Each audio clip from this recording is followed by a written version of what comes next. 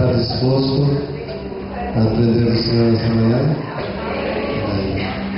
Então, irmãos, como nós falamos, hoje o pastor Ademar vai estar ministrando sobre adoração como estilo de vida. E há um versículo no Salmo que diz assim, Davi diz assim, eu te louvarei, Senhor, continuamente, o meu louvor estará na minha boca. Quer dizer, para Davi, louvor fazia parte do estilo de vida, né? Certamente o pastor vai discorrer sobre esses assuntos e eu creio que vai ser uma grande bênção. E estava nesse versículo de Salmo 22, verso 3, diz assim, contudo tu és santo, entronizado entre os louvores de Israel.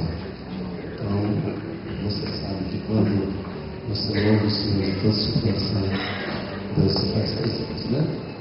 Então, o louvor é muito importante quando ele é feito com gratidão, quando é feito com sinceridade, então você atrai esses deuses.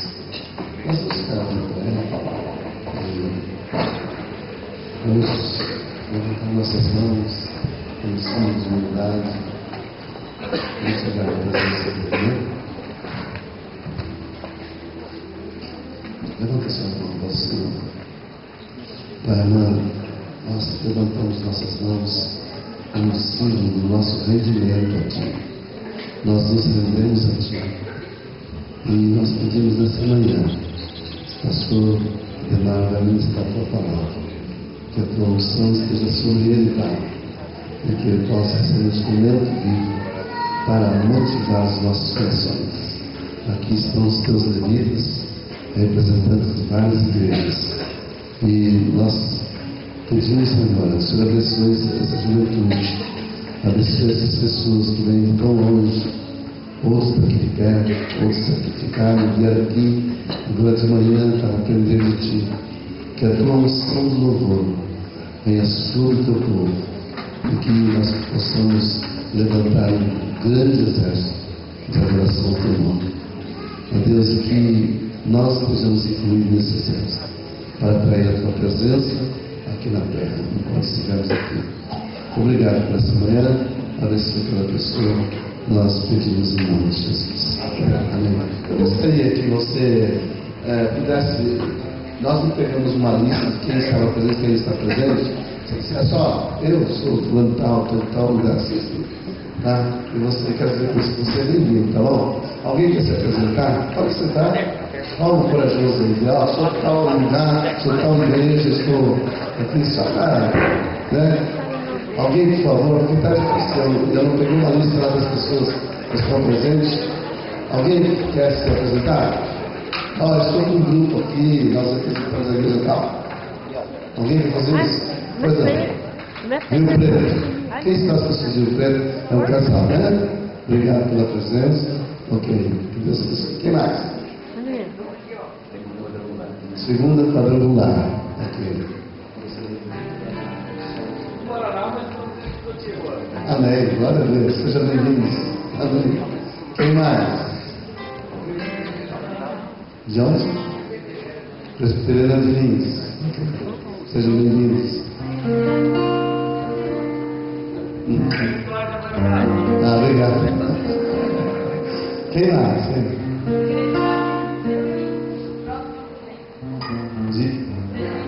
Presidente Prudente.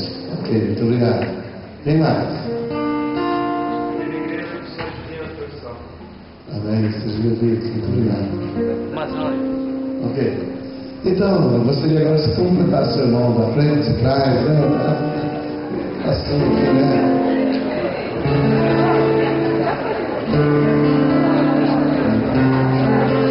Só para ser uma forma de se apresentar, né? Nós temos aqui o pastor Mason, de Bauru, né? Minha esposa. Temos aqui o pastor Carlos, de Joinville. Quem mais pastores aí? Tem mais algum pastor?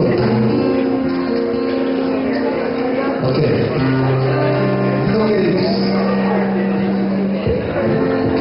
certamente já pegou sua curiosidade da personagem. Nós vamos passar a palavra para o pastor Ademar. Sem perda de tempo, né? Vamos aproveitar o máximo dele, aliás, não é sempre que você consegue as suas coisas.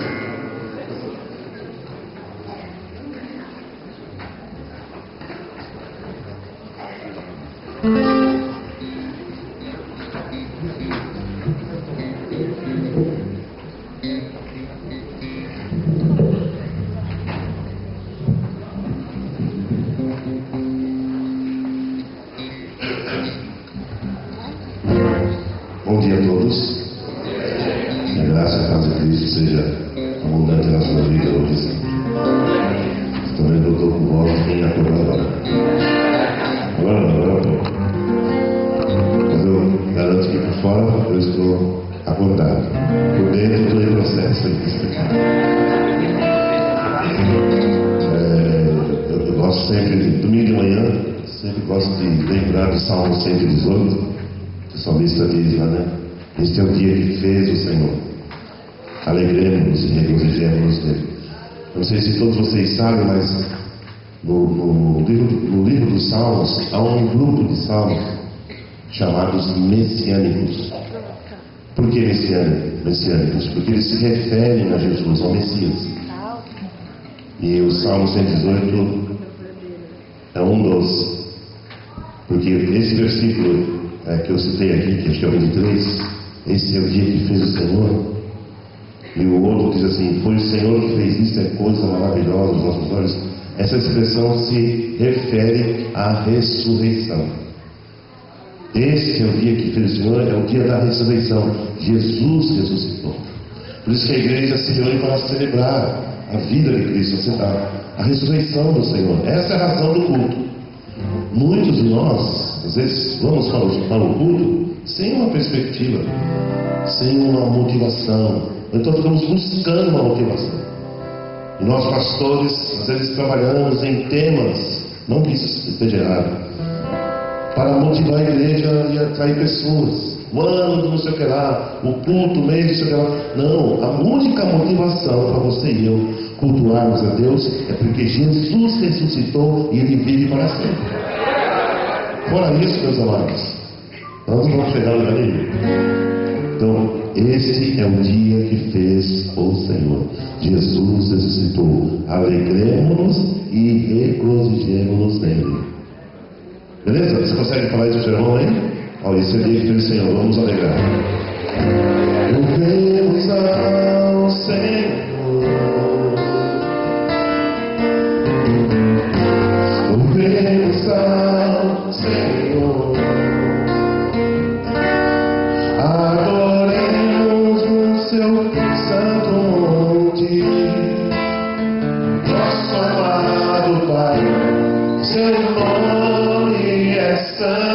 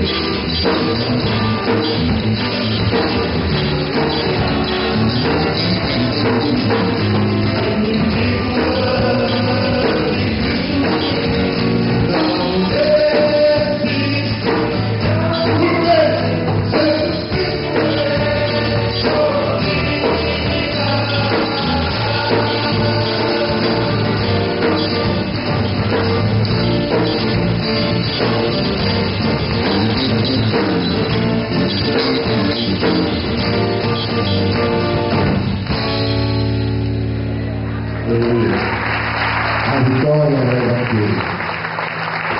A vitória celestial. Vou contar um pouquinho a história dessa música. Ano de 1984. Alguns de vocês não tinham nascido aí. Eu sou de São Paulo, moro em São Paulo, sou paulistano. E no final de 84, a Rede Globo anunciava a primeira edição do Rock in Rio. Eles mostravam lá os convidados, e uma das bandas convidadas era o AC/DC. E eles tinham, na imagem do palco, parecia um dragão inflável, que simboliza, você já sabe o que é que simboliza o dragão, né, na Bíblia. Eu, quando vi aquela cena, estava sendo repetida na divulgação, fui tomado assim de uma indignação. Poxa, esse evento é um evento de de adoração ao diabo mesmo, que até ele está representado na figura do dragão inflável. E comecei a orar, aquela indignação se transformou em oração. Eu comecei a orar contra aquele evento. E que Deus forçasse pessoas que fossem lá e sabe aquela oração aqui? De Gênesis ao Apocalipse, né? Então, é mais ou menos assim. Eu estava lá com o raio na cama. E aí nasceu essa música.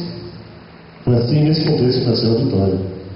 Estava lá, número 4, ajoelhado, orando, e veio essa inspiração. A vitória é daquele que adorar ao Cordeiro Cristo.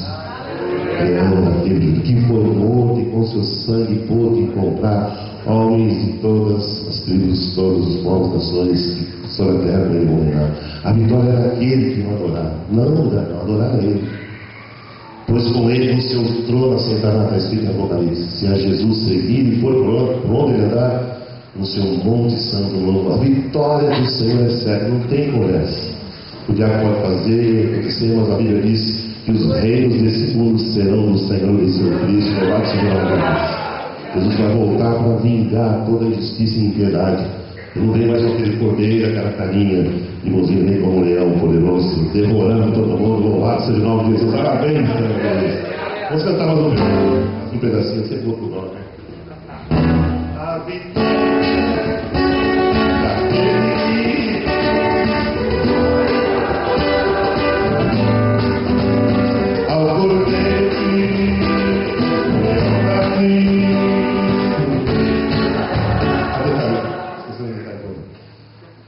Passado o tempo, eu fui a Belém para um evento lá chamado Louvor Norte. Cantei essa música, isso foi em 1992. Estava lá em Belém e contei essa história de como nasceu essa música. E quando terminou, eu cantei, terminou o evento, veio uma moça na minha direção no final, chorando, e disse: olha, eu era uma daquelas que estava lá no Rock in Rio. E alguém falou de Jesus para mim, e hoje eu sou do Senhor, entreguei a vida. Estamos no lucro, né? A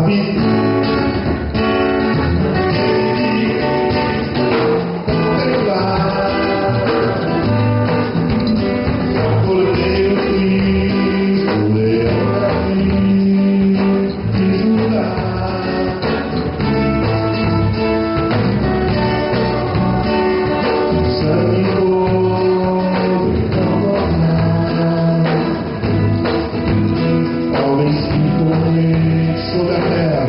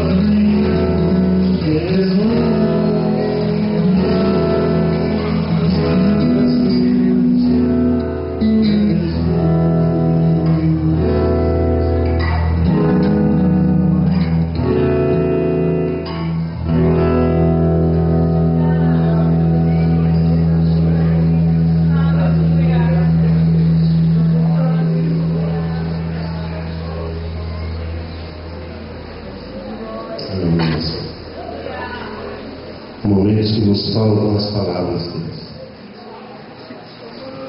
E fica claro as palavras de Davi no Salmo 16, quando ele disse: na tua presença há abundância de alegrias, a tua mão direita, delícias perpetuamente. É isso, Senhor, que nos acontece neste momento. Tu nos presenteias, nos brindas com a tua presença. E ela nos proporciona alegria, alegria que não é desta vida, que não é desta dispensação, é a alegria da eternidade. O lugar que tu tens preparado para os teus, quando tu vieres buscar a tua igreja. Arrebata o nosso coração para ti, Senhor, nesta manhã. Quebrando o nosso coração, converte o nosso coração, liberta o nosso coração, transforma o nosso coração. Leva-nos pelos caminhos da adoração, através da tua palavra.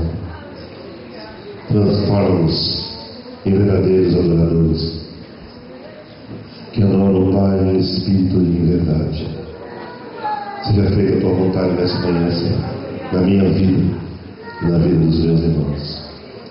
Em nome de Jesus. Amém. Amém. Vamos dar um aplauso.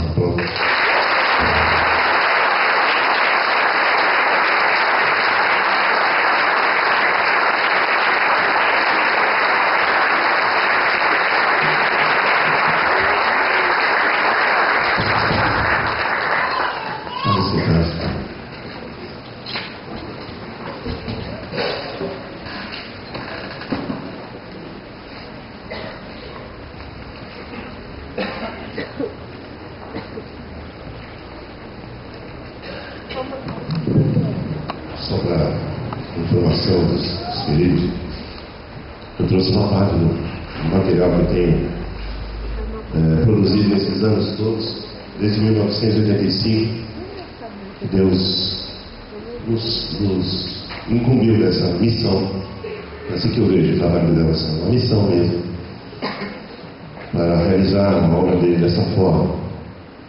E eu digo que é missão porque essas gravações, elas têm sido um instrumento de evangelização, incrível que pareça. E ao longo desses anos, centenas de pessoas foram convertidas pelo Senhor através dessas mensagens musicais. Eu tenho minhas anotações, meus registros, a história de 3 irmãos nossos, que o Senhor nos converteu através de uma dessas músicas, a música Bem Supremo, antes de eu te conhecer. Os 3 são pastores hoje. Então isso para mim é muito gratificante e surpreendente. E me remete, me encarga de responsabilidade, evidentemente, mas também estimula a minha fé no sentido de que Deus tem aprovado tudo que tem acontecido na minha vida por conta dele mesmo, né? A responsabilidade dele. Nada é nosso, nada é mérito do homem. Tudo que você e eu temos e somos é a capacitação que vem do Senhor, louvado seja o nome dele por isso. Eu estou há 38 anos na vida cristã e considero também 38 anos no ministério. Tenho 59 anos, embora aparente 35. E sou pai de 3 moços, 2 filhas e um filho mais velho. O Rodrigo já está casado há 6 anos, vai ser pai semana que vem, e você é avô. E a Juliana, a caçula, casou-se há um mês atrás. E aí falta a Mariana. A Mariana é folha do vento, né? Não para em lugar nenhum. Ela vai fazer uma viagem de 6 meses, vai ficar fora aí estudando. Ela vive andando, né? Vai na África, vai para os Estados Unidos, vai para a Bélgica, vai. Só vejo ela assim de hello. Mas ela esses filhos são bênção na nossa vida, na minha vida, da minha esposa. Eu sou grato a Deus pela família que Ele tem me dado. E Então, eu trouxe aí uma parte. Esse projeto de Comunhão e Adoração 6 foi gravado em 2007, ou seja, 5 anos atrás. Vem aqui escrito celebrando 30 anos do Ministério de Humanidade.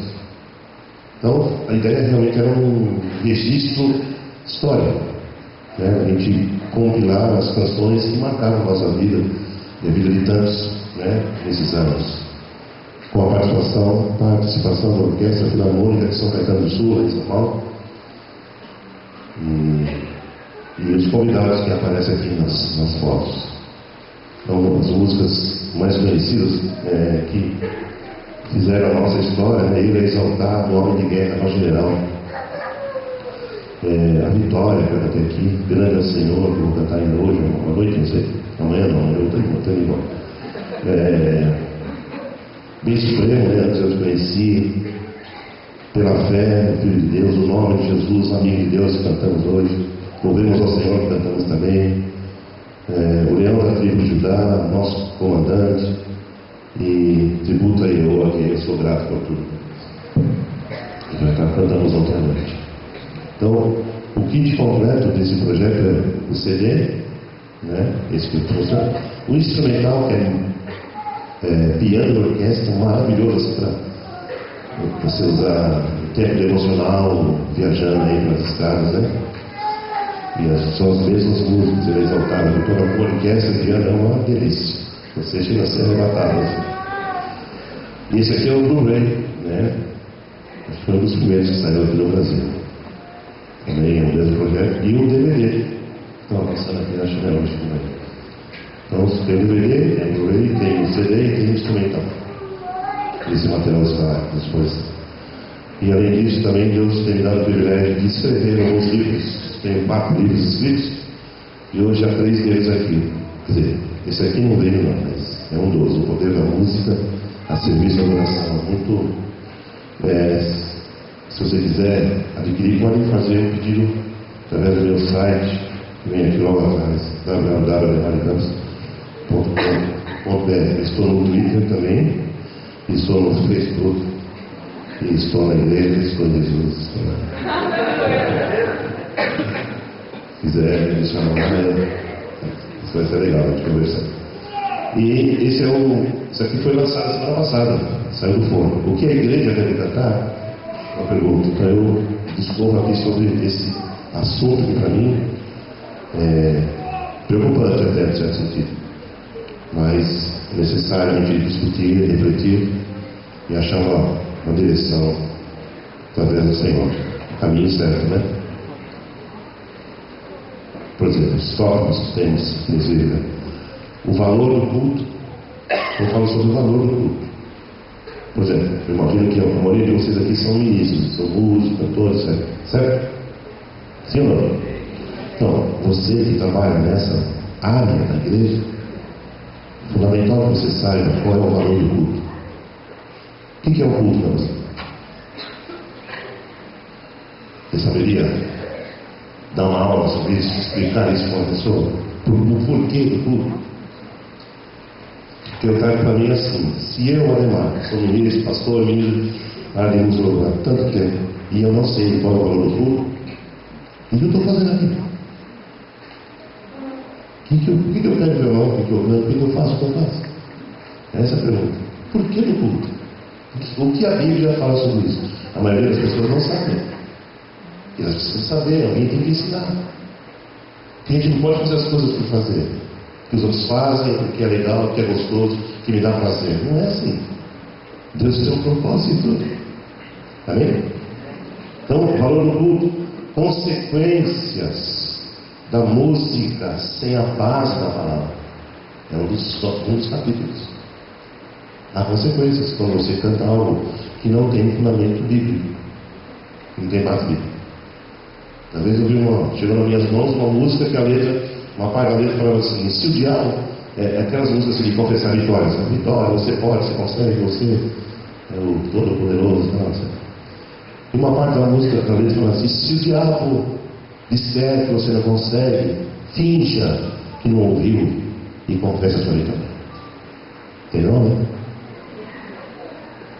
Fingindo de pessoal, você não vai conseguir animar eu fingi que não ouvi e declarando. Fingi? Precisa disso? Acho que não, né? É engraçado, não é difícil. Outro capítulo fala sobre sintonia e sinfonia.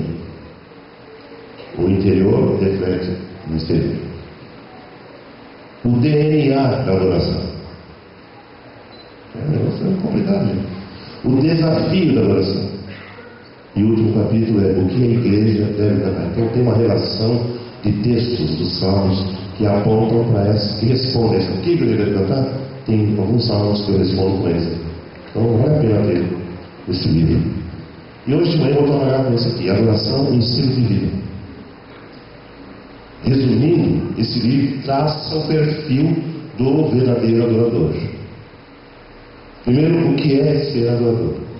Segundo, quais as características de que eu, de você, que nós somos de fato verdadeiros adoradores? Quais as evidências? O que é que comprova o fato de que eu sou um verdadeiro adorador? Então nós vamos falar sobre isso. Se você quiser dar uma corridinha lá e acompanhar, e comprar o livro para acompanhar, fica à vontade. 1, 2, 3, já.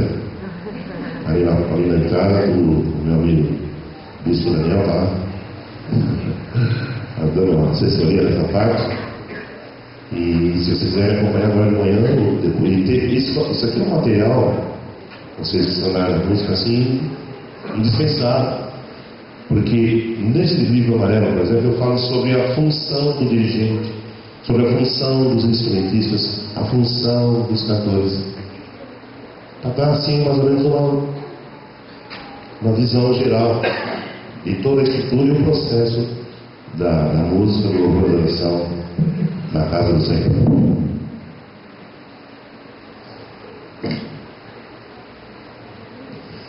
Então eu vamos começar com a leitura de João. Você conhece já, né? Mas vamos ler esse mesmo.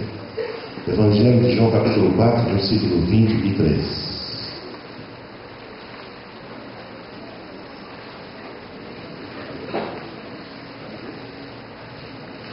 João 4, 23.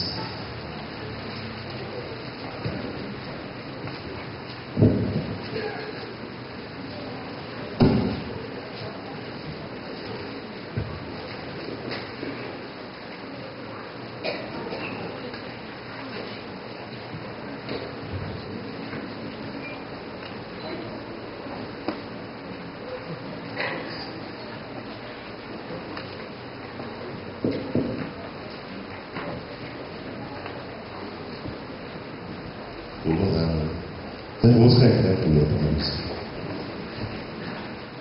A reverência é pouca, né? A palavra de Deus é a palavra. Versículo 23 de João, capítulo 4.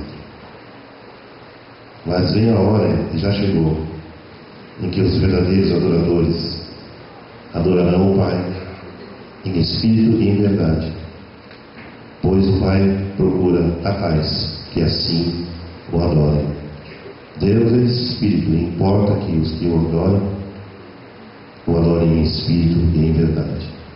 Senhor, nos ajuda nesta manhã, por favor, e guia-nos a tua verdade, desvenda os nossos olhos para que vejamos as maravilhas da tua lei. Remove toda miopia, toda cegueira, toda religiosidade, toda indisposição, todo engano, toda resistência do inimigo. Estabelece o teu querer, a tua vontade, Senhor, prevaleça sobre nossas vidas, nossos pensamentos e sentimentos, no nome poderoso de Jesus. Amém. Vamos sentar.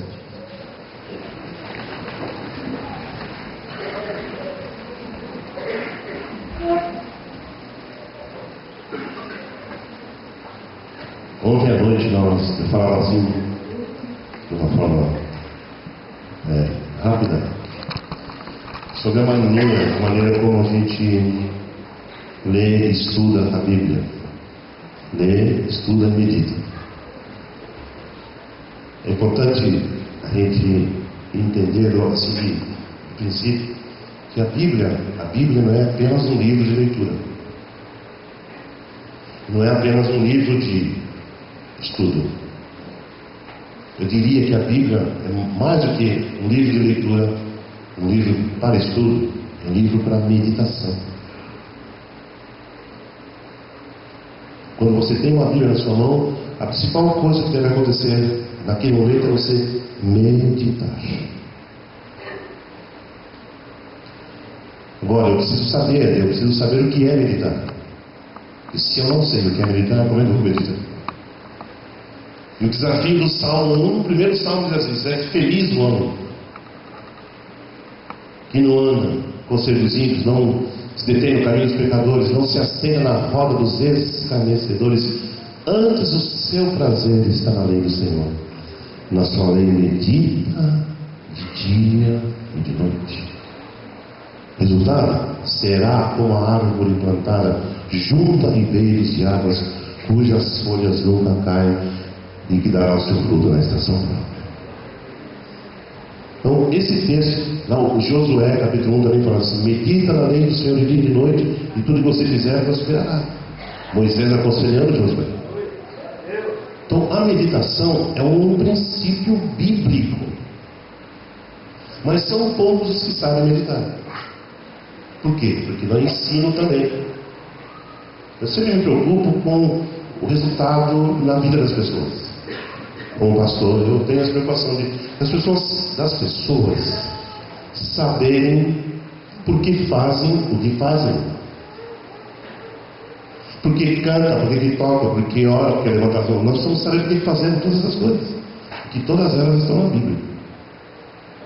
Erguei as mãos para o santuário e bendizei ao Senhor. Salmo 134. O erguer as mãos é um ato bíblico. Você não levanta as mãos porque agora vamos levantar as mãos. Não precisava falar para as pessoas levantar as mãos. Se elas conhecem a Bíblia, elas sabem que na hora da adoração, o levantar de mãos, diz o Salmo 145, seja levantar as minhas mãos como sacrifício da tarde. A Bíblia tem definições para tudo, meu querido. O que diz o Salmo 96:1? Cantai ao Senhor um cântico novo. Por que nós cantamos? O que diz o Salmo 100? Entrai por suas portas com ações de graças, nos seus átrios com hinos de louvor. Apresentai-vos diante dele com cânticos. Meus queridos, se nós somos uma igreja bíblica, madura, e temos conhecimento e revelação dessas verdades simples, os nossos cultos seriam cada vez melhor um que o outro. Que você já vem da sua casa, está disposto a chegar aqui, entrar numa ação de graças. A gente não podia depender de estímulo, gente. Não podia ficar dependente do pastor ficar empurrando. Isso não podia ser. Tinha alguma coisa errada com a gente. Tinha alguma coisa errada conosco. Se nós somos crentes que dependemos de estímulo, de cutucação do dirigente, nós somos muito ruins. Isso não é cristianismo, isso é religião. É religiosidade. Isso é tradição. Não produz nada, não leva nada, leva a gente para o buraco que você quer saber. É um poço sem fundo, sem fim. Você não vai chegar a lugar nenhum. Do que é? Do que você está falando, Ademar? O que eu estou falando? De uma experiência com Deus, do que eu estou falando. De conversões contínuas, de encontros com o Senhor, de transformação, de libertação, de renovação, eu estou falando. De cura. De confissão e abandono de pecado. É disso que eu estou falando. Eu não, a Bíblia está falando. Eu não posso chegar diante de Deus para adorá-lo baseado na minha competência, na minha capacidade musical técnica. Deus nem não dá a menor importância para isso. Deus não se impressiona com a minha performance, com a minha bela voz, com o meu belo violão. Deus não está preocupado. O Salmo 51:17 fala isso. O sacrifício para Deus é o espírito quebrantado e o coração contrito. A um coração quebrantado e contrito, tu não desprezarás a Deus. Então, alguma coisa tem que acontecer conosco, comigo, com você. Entrar por suas portas com ações de graças. Ação de graças a respeito do que, Ademar? A respeito da nova vida. Esse é um dos temas desse livro que eu não tenho aqui hoje. Quando me refiro ao valor do culto. Por que nós cultuamos? Um dos motivos é a ação de graças. Ação de graças pelo quê? Pelo quê? Respondo com a Bíblia, Efésios 1:3. Bendito Deus e Pai de nosso Senhor Jesus Cristo, o qual já nos abençoou com toda a sorte de bênçãos espirituais nos lugares celestiais em Cristo Jesus. Então, por que eu vou agradecer?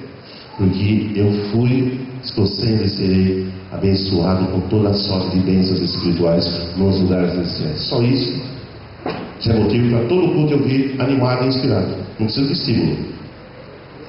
Quem tem palavra no coração não precisa de estímulo. Quem é religioso precisa de estímulo, até que se converta. Ser pastor não é uma tarefa fácil, porque o pastor tem que ser um bombril, mil e uma utilidades. Ele tem que ser pai, tem que ser conselheiro, tem que ser ajudador, tem que ser mentor, tem que ser mãe, tem que ser tudo. E cada cabeça é uma ideia, é um valor. Então tem que ser pastor é vocação, não é faculdade de teologia que forma pastor. É chamado de Deus, é vocação interior, é sobrenatural. E o cara tem que ter estrutura, tem que ter saúde, tem que ter coisas resolvidas dentro de si. Sentimentos, emoções, uma opção de coisas, para poder ajudar as pessoas. E outra, pastor tem que entender esse sofrimento humano. Por isso que a gente passa por lutas, por desertos, por decepções, por ataques, por traições, porque Deus está nos moldando, nos refinando, nos capacitando para sermos sensíveis às pessoas.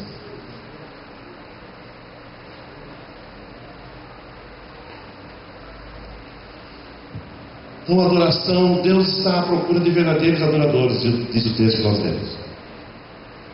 E aqui eu já faço uma observação, como eu ensinava ontem à noite, importantíssima. Há uma diferença entre adoradores e adoração. Quando a Bíblia se refere à adoração, isso é colocado como em forma de um mandamento. Ao Senhor teu Deus adorarás, é mandamento, certo? Mas quando se trata de adoradores, não é mandamento, é uma busca. É Deus buscando. O que é mais importante, a adoração ou os adoradores? De acordo com esse texto, a resposta para mim está clara. Os adoradores são mais importantes. Porque Deus não quer apenas o que eu faço. Deus me quer inteiro. Deus me quer para Ele. Esse é o conceito do adorador. O verdadeiro adorador tem consciência de que ele não é dele. Esse é o requisito primeiro para ser ministro na área da música, na área de louvor. Qualquer um de nós que se diz ministro, cantor, instrumentista, arranjador, que seja, e não tem esse conceito claro dentro de si de que você não é de você, se eu não tenho isso, eu estou desqualificado, eu estou reprovado. Ah, mas eu nunca ouvi falar disso. Pois é, a Bíblia fala. A Bíblia fala um monte de coisa que a gente não lê, então a gente não sabe, né? A gente não lê, não há ensino, por isso que eu escrevo o livro. Já falei para o Azaf, escreve livro. Mas eles não escrevem. Falei para o Gerson, já falei para esses meus amigos. Então, se vocês não querem escrever, eu vou escrever. E para deixar uma coisa registrada para o povo, por causa dessa preocupação que eu tenho de que as pessoas entendam. Entendam. Então, quem é o verdadeiro adorador? É o cara que se entregou. Que ele sabe que ele não é mais dele. A vida não é mais sua.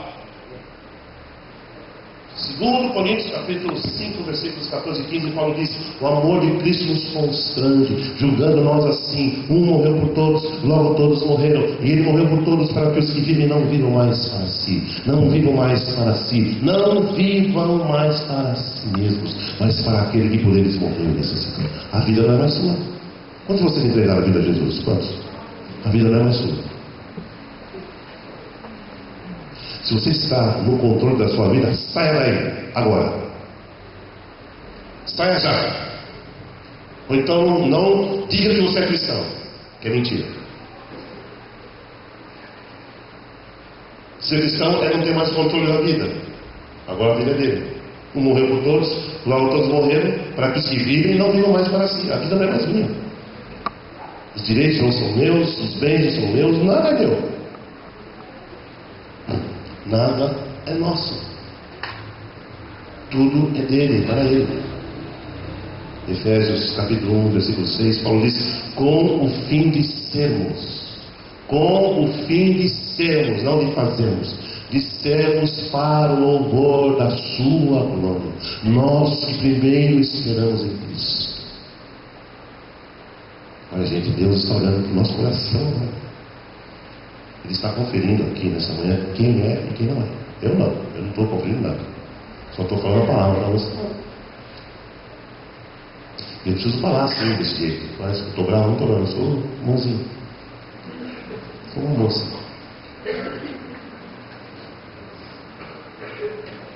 Sabe o que é, gente? Jesus está voltando. Até quando nós vamos ficar na igreja achando que está tudo maravilhoso, fazendo o ministério um lugar de realização pessoal, quando o ministério é um lugar de sacrifício, é um altar de morte. Está afim? Se não está afim, alto. Mas eu não entendo assim, eu não vejo assim. I'm sorry. É assim que a Bíblia fala. Lembra do Romanos 12, 1? Apresentei os vossos corpos em sacrifício vivo, santo e agradável a Deus, que é o nosso culto racional. Então, ser adorador é não ser mais dono de si. Ser adorador é apresentar-se como um sacrifício vivo. É morte. Paulo fala: fomos reputados como ovelhas para o matadouro. Trazemos no nosso corpo o morrer de Jesus. Vocês não têm ideia de quantas situações Deus permitiu na minha vida para produzir em mim isso que eu estou falando para vocês. Eu não estou teorizando. Eu estou falando de uma história de vida. Eu estou falando dos tratamentos de Deus na minha vida, de situações que Ele permitiu que me agora para me humilhar, algumas publicamente, para que eu não empinasse o nariz. Eu podia fazer isso, posso fazer isso, não é o que eu quiser. Pela minha história, pelas minhas conquistas, eu podia ser um cara. Podia ser um cara. Mas Deus sempre fala assim, me chama de lado: eu não chamei você para você ser o cara. O cara sou eu. E você é meu promotor. Só isso. Essa parte que lhe cabe, seu alemão. Mas você pensa que isso foi na base da teoria, da conversa? Na base do trabalho de Deus. De desertos, solidão, de lágrimas, de decepções, ameaça de morte, tentativa de morte, tentações, tudo que você pode imaginar. É um pacote completo. Mas até aqui me ajudou o Senhor. Ele é, como diz ali, Ele é a porção da minha nação. Eu, por mim mesmo, não consigo nada. Não tenho nenhuma capacidade. Mas a minha capacidade vem do Senhor. Ele que tem me mantido nesses anos todos. Agora, sabe que a parte que me cabe é da escolha. E essa parte é sua. A parte da decisão, da escolha é sua. Deus não vai decidir por você. Uma vez eu perguntei, Senhor, por que você está deixando acontecer tudo isso, isso, aquilo? Eu fiz uma lista. Por que, Senhor? A decisão é sua, Ademar. Você escolhe para que lado você quer ir. Eu estou com você, mas eu não decido com você.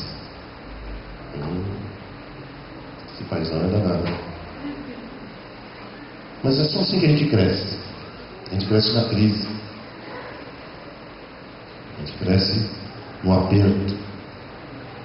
E aí é a oportunidade que Deus tem para nos moldar, para nos refinar. Eu aconselho você a anotar esses versículos que eu estou falando aqui, para você ler depois, e Deus vai falar no seu coração. Oséias 2,14 diz, Deus Senhor dizendo, eu te levarei ao deserto e te falarei ao coração.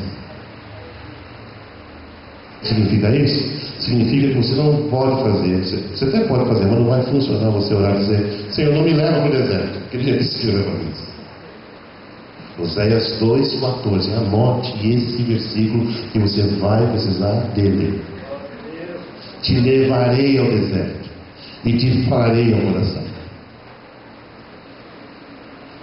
O único deserto que eu vi na minha vida foi em Jerusalém, quando eu estive lá em 1997. Jerusalém é a cidade principal, ali tudo ajuntado.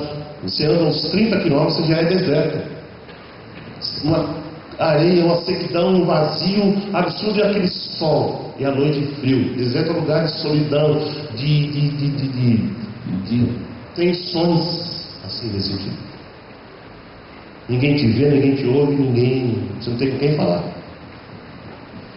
E para esse lugar que Deus está dizendo, eu te levarei ao deserto, Ademar, e te falarei ao coração. Porque lá a única pessoa que você pode ouvir no deserto é o Senhor.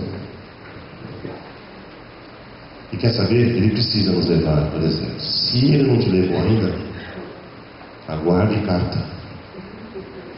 Que Ele vai te levar.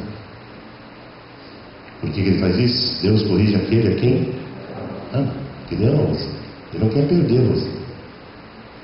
Você é precioso, preciosa para Ele. E não vai se depender dele, não vai te perder, não. Então Ele vai te levar para o deserto. Ele levou Jesus para o deserto, lembra? Jesus é um filho unigênito, amado, queridão, tudo escolhido. Foi para o deserto. Esteve lá como companhia, ninguém mais, ninguém menos que o seu diabo, né? Companheiro de todas as horas, né? Ô sujeito chato.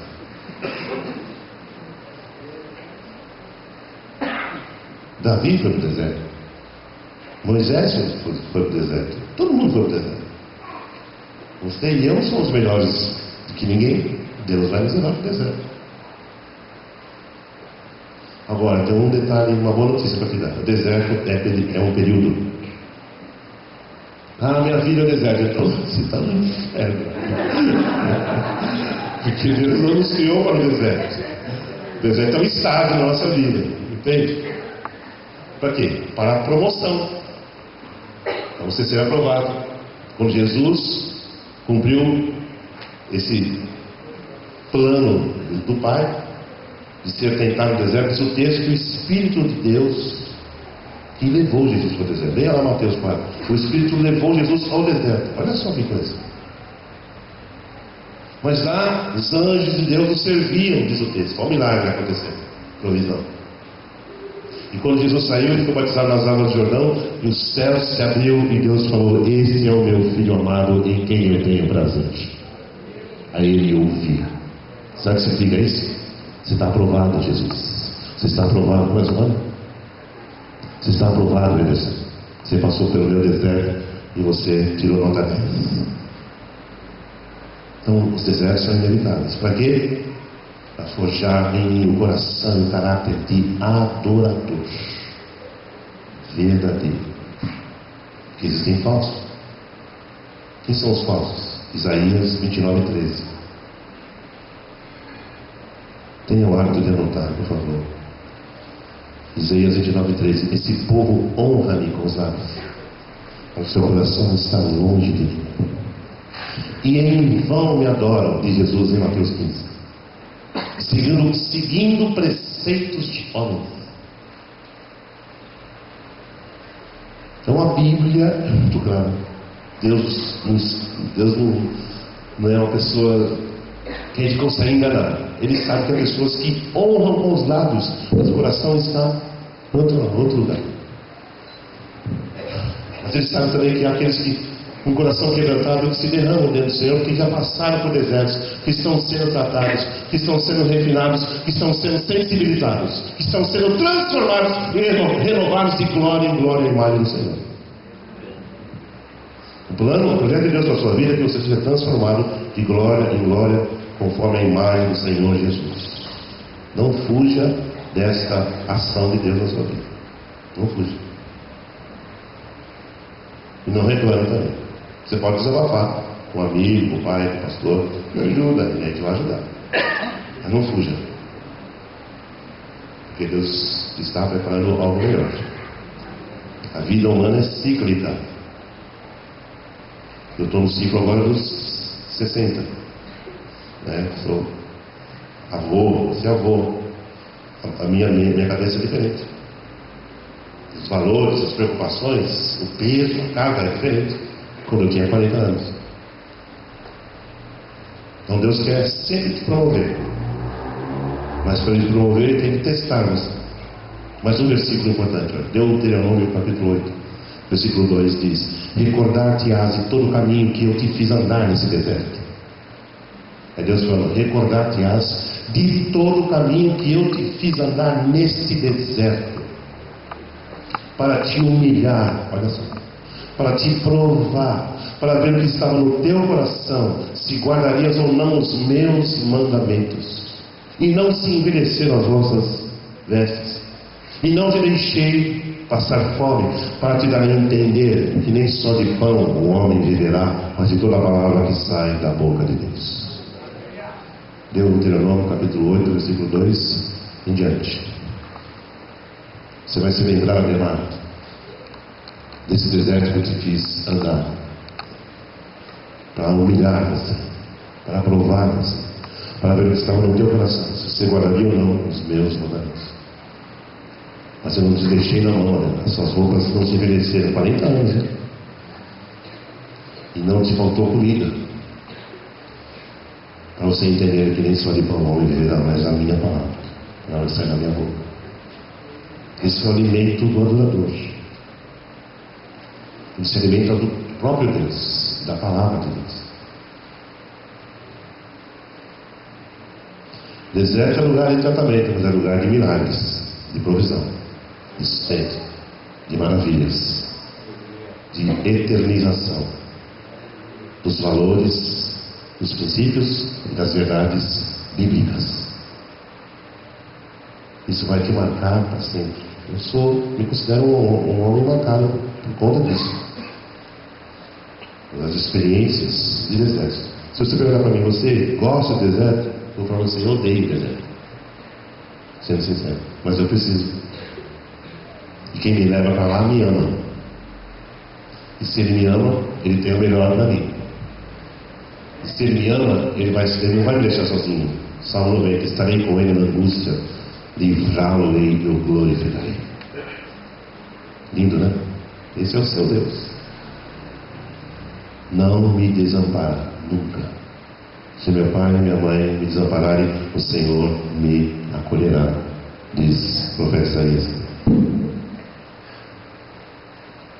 Então, esses conceitos que eu estou trazendo para vocês, esses textos, o que eles fazem? O que eles produzem no meu coração? Sabe o que produz no meu coração? A vontade de me entregar para esse Deus. Porque Ele é perfeito. Porque Ele é santo. Porque Ele é bom. Porque Ele é misericordioso. Porque Ele é amor. Porque Ele me ama. Eu não preciso mais de provas de seu amor. Eu estou convencido. E estou constrangido. Porque eu sou devedor. Eu sou o devedor. No sentido de corresponder a tudo que eu tenho recebido dele. Tem uma dívida impagável. Então, não tem como pagar. A única forma de minimizar essa pendência é eu me entregar. Eu me render, eu me oferecer, eu desejá-lo mais do que o ar que respiro, mais do que... Sabe, irmão, se a gente não tiver esse conceito, essa postura, esse sentimento em relação a Deus, a vida não vai ter sentido. O lar não vai ter sentido, casamento não tem sentido, ministério não tem sentido, igreja não tem sentido, profissão, nada vai ter sentido se você e eu não decidirmos ser totalmente do Senhor. Nada vai funcionar na nossa vida. Guarde isso que eu vou te falar. Se você sair desse lugar hoje de manhã sem essa decisão, você está sentenciando o seu fracasso. Talvez você tenha vindo aqui para ouvir sobre adoração. Eu estou falando sobre adoração. Não sei qual é a sua expectativa, mas eu sei o que é que Deus quer de mim e de você. A tais o Pai procura. Pai procura, Pai procura. Deus está procurando gente de verdade, que há muita gente de mentira. E Deus não compactua com a mentira. Os mentirosos são filhos do diabo, disse Jesus. Deus não chamou você para ser filho do diabo, chamou você para ser filho dele, filha dele. Adora em espírito e em verdade. Deus quer destruir todas as mentiras da minha vida, tudo que é falso, tudo que não é real, tudo que não combina com a natureza dele. E daí, esse é um dos motivos do tratamento. Alguns são mais doloridos. Eu senti muita dor quando eu perdi a Raquel, minha filha, nosso primeiro bebê, em 1981. Já era pastor, mas Deus levou a Raquel. Depois eu sabia o que Deus estava fazendo aqui. O alvo era eu. Ele precisava pegar o Adelar e fazer assim: dá mais uma quebrada em mim. E ele levou a Raquel dele. A Bíblia diz que os filhos são herança do Senhor. Os filhos não são nossos. Há pais que idolatram os filhos. Faz do filho um ídolo. Isso não está certo. Isso é pecado. Os filhos são herança do Senhor. Nós temos que educar, orientar, discipular, instruir, corrigir, se fizer necessário, e amá-los como herança do Senhor. O dono deles é o Senhor. Eu sou um pai, administrador, auxiliar do Pai Celestial. Eu sou um pai auxiliar. O pai legítimo é o Senhor nosso Deus. Por isso que ele levou Raquel. Mas doeu. Nós choramos, pedimos misericórdia, fomos confortados pelo Senhor, pela igreja, pelos irmãos, por textos da palavra. E foi nesse momento que nasceu a música. Antes eu te conhecia de ouvir falar. Por quê? Porque Deus me lembrou da história de Jó, que perdeu tudo que ele tinha, perdeu a saúde, perdeu os filhos, perdeu os bens, perdeu. Mas no final do trabalho de Deus na vida dele, versículo 6 do capítulo 42, veja só essa palavra de Jó, ele fala assim: você poderia repetir comigo? Repita comigo. Eu me arrependo. No pó e na cinza, porque eu falei de coisas que eu não sabia.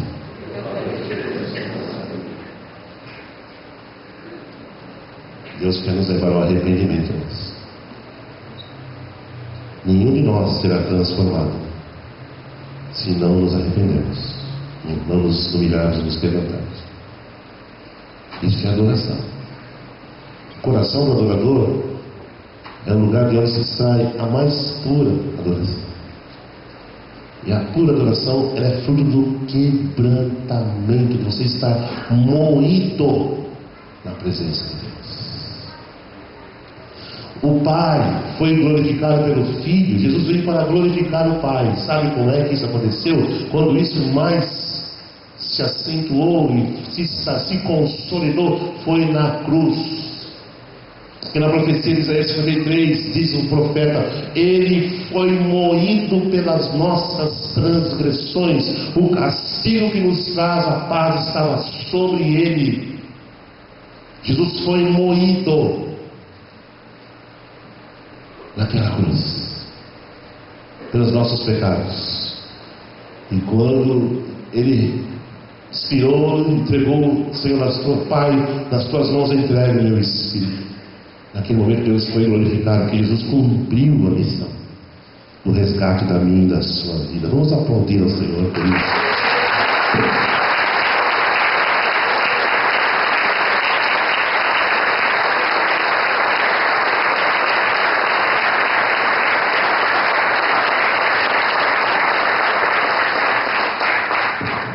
O verdadeiro adorador tem consciência do preço que foi pago pelo seu resgate. Esse é um outro motivo porque eu não sou mais de mim mesmo. Porque Jesus me comprou, pagou com a sua vida, com o seu sangue. Eu não tenho direito na minha vida. Eu não tenho. Posso até querer ter, mas se eu fizer isso, eu vou ofender a Deus, vou pecar de novo. Eu tenho que me perder nas mãos dele, bom sentido. Te entrego meu ser, te dou meu coração, diz a canção. Eu vivo para ti, todo meu respirar, todo meu viver, cumpre em mim o teu querer. Não sei se vocês conhecem essa música, mas a letra dessa música, me ocorreu agora, ela reflete exatamente o que é, em essência, a vida do adorador. Te entrego meu ser, te dou meu coração, eu vivo para ti. Todo o meu respirar, todo o meu viver, cumpre em mim o teu querer. A vida não é mais minha. Eu não tenho mais controle. E se eu ainda quero controlar algumas coisas, a melhor coisa que eu faço é entregar o comando nas mãos dele.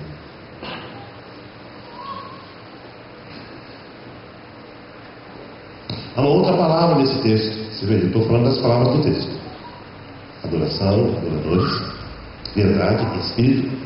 E a última palavra que eu quero destacar nesse texto é adora ao Pai. A palavra não está aqui, mas indiretamente ela está. A palavra é a palavra Pai. E a palavra que não está aqui, mas indiretamente está, é a palavra Filho. Porque quem é pai tem o quê? Filho. Quantos são pais aqui? Então, você tem filhos. E o texto diz que alguém vai adorar ao Pai. Quem é esse alguém? Os filhos. Qual lição que se extrai dessa declaração? É esta: Deus não tem nenhum adorador que não seja filho dele. Eu, você, nós jamais conseguiremos ser verdadeiros adoradores se não formos primeiro filhos de Deus. Isaías capítulo 1, versículo 2: Eu criei filhos, diz o Senhor. Eu criei filhos. Deus não criou adoradores, Deus criou filhos. Deus não criou pastores, Deus criou filhos. Deus não criou evangelistas, Deus criou filhos. Deus não criou ministros de louvor, Deus criou filhos. Deus é relacional. Deus não é cultual. Se é que existe essa palavra. Deus não está querendo culto do Ademar, Ele está querendo relação com o Ademar. Falei ontem aqui sobre os meus filhos. O Rodrigo, ele é casado com uma finlandesa, uma moça da finlandesa, só pode ser da Finlândia. Da Bahia, ele não vai ser. Nada contra os baianos, eu amo os baianos, mas ele casou-se cedo, com 21 anos. Já está 6 anos casado, vai ser pai a semana que vem. E aconteceu que ele casou aqui no Brasil, casou na Finlândia e morou lá, ficou lá 6 anos. Aí nós perdemos aquele contato assim, visual, físico. Ele era meu ministro, no teclado, com a voz. Mas a Sara levou ele embora. Linha danada, mas tudo bem. Perdi o tecladista, mas ganhei uma filha.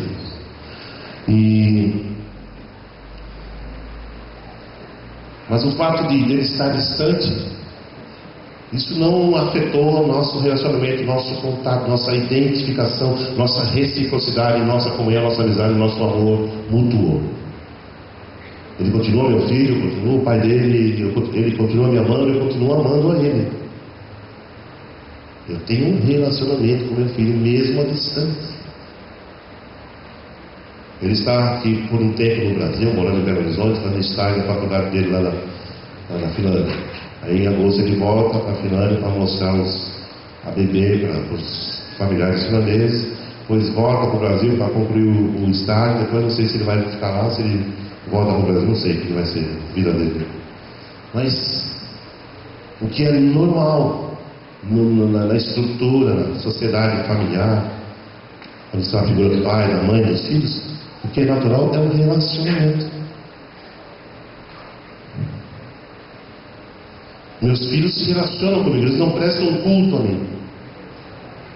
Aí, meu pai Ademar, eu te louvo, paizinho, te dou meu louvor, aleluia, todo mundo, aleluia.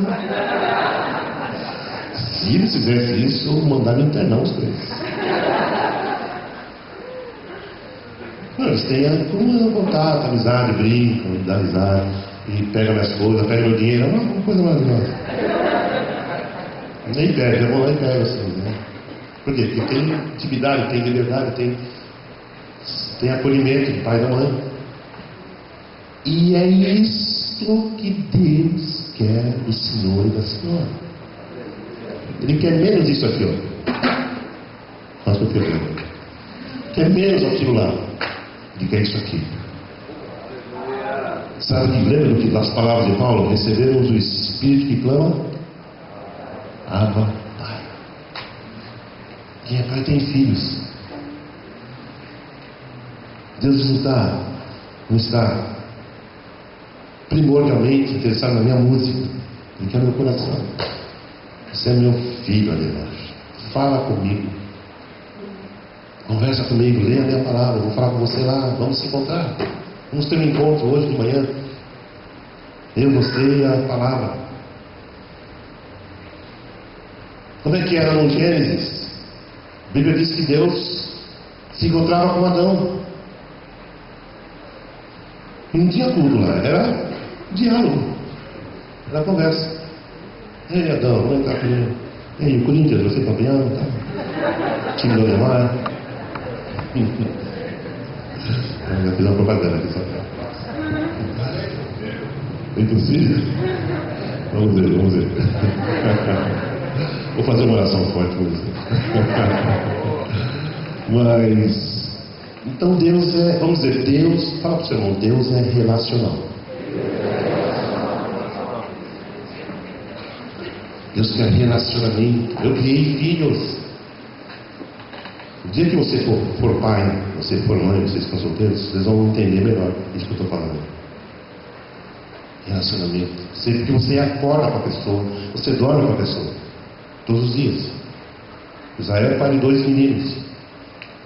E ele está convivendo com eles todos os dias. Um pai convive todos os dias com os filhos. E vice-versa. Então isso vai criando vínculos, laços, um conhecimento recíproco. A Mariana, minha filha do meio, ela me conhece pelo olhar. Ela chega lá, ô pai, tudo bem? Eu falo, tudo bem. Ela olha assim, não está bem.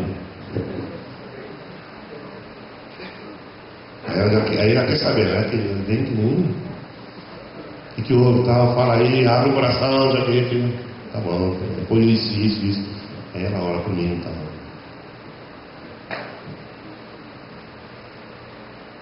Uma vez eu estava no quarto, lendo a Bíblia, a porta estava fechada. Eles eram pequenos. Rodrigo era bebê, ele tinha uns 2 anos. Mas quando a porta estava fechada no quarto, sinal que eu estava ali no meu tempo com Deus. Então já é um sinal de que ninguém, eu não queria ser interrompido. Eu estou lá com a minha Bíblia lendo e eu ouço um barulho na porta. Eu falei com aquela voz de querubim: quem é? E do outro lado a voz: sou eu, pai. Eu falei: o que você quer? Assim, ele falou: eu só quero ficar com você. Eu falei: então, entra aqui. Abri a porta, estava com a chupetinha, com a coisa, subiu na cama. Eu estava sentado na cama e depois a cabeça dele aqui na minha perna. Sabe o que ele fez? Nada. Não falou, não pediu. Ele queria estar comigo. Sabe o que aconteceu depois desse momento? Eu ouvi o que eu não queria ouvir. Deus falou assim para mim: viu? É isso que eu espero de você. Que você só queira estar comigo. Desculpa isso. Então essas coisas marcam a vida da gente. A gente aprende com os filhos. Meu filho, bebê, também 2 anos, me ensinou o que é que Deus espera de mim. Pela atitude que ele teve: pai, eu só quero estar com você. E ele não me atrapalhou, não perturbou, não chorou. Ele entrou a cabeça dele aqui e ficou ali, paradinho. Hoje ele é um homem desse tamanho. Mas essas coisas vão criando laços, vínculos. É o que Deus preparou para nós. Agora, olha só que coisa linda. Quando essa experiência relacional é trazida para o ambiente da ministração, a glória de Deus desce no lugar. Está dando para entender? Eu estou complicando. Ministério é fruto de relacionamento. Eu sempre aprendi assim e tenho buscado isso. Não quero cantar por cantar. Num dos livros tem um capítulo que eu falo assim: que eu quero o verdadeiro adorador, ele canta aquilo que ele vive e vive aquilo que ele canta.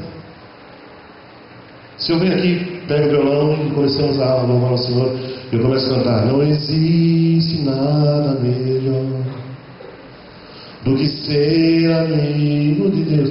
Isso pode ser uma poesia legal, uma música, uma melodia bonita, que me toca o nosso coração, a gente fica emocionado, mas pode não ser uma experiência.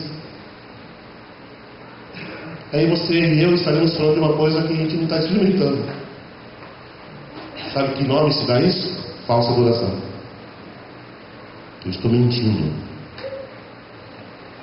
Quando eu falo que sou amigo de Deus, eu não sou, eu estou mentindo. Mas quando eu sou amigo de Deus e eu tenho como Deus, como Pai, como amigo, e eu canto isso, aí isso é bênção. A igreja é edificada, porque eu já estou sendo edificado. Eu só posso edificar se eu estou edificando. Eu só posso amar se eu estou sendo amado. Quem é amado, ama. Eu só posso perdoar se eu estou sendo perdoado. Tudo isso é a área terrena do relacionamento. Não tem execução nenhuma. Não tenho fazer. Tenho ser, com o fim de sermos, para o louvor da sua glória. Por exemplo, se eu canto sobre dízimos e ofertas, só como algo teórico, você percebeu que não tem muita música sobre dízimo e oferta? Você percebeu? Quantas você conhece? Fala aí pra mim. Quantas você conhece?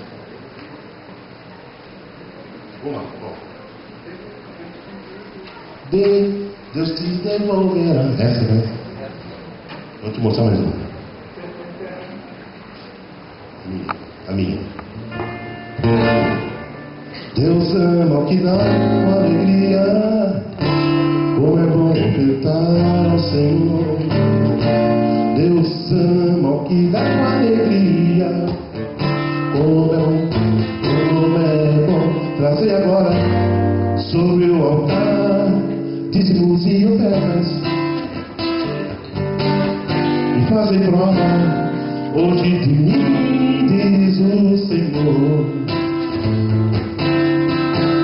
Sobre vós derramarei uma bênção sem medida, porque meu é o ouro, minha é a prata.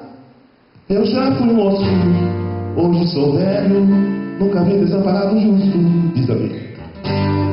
E nem a sua descendência mendigar o pão. Sobre vós derramarei uma bênção sem medida, porque meu é ouro, minha é a prata.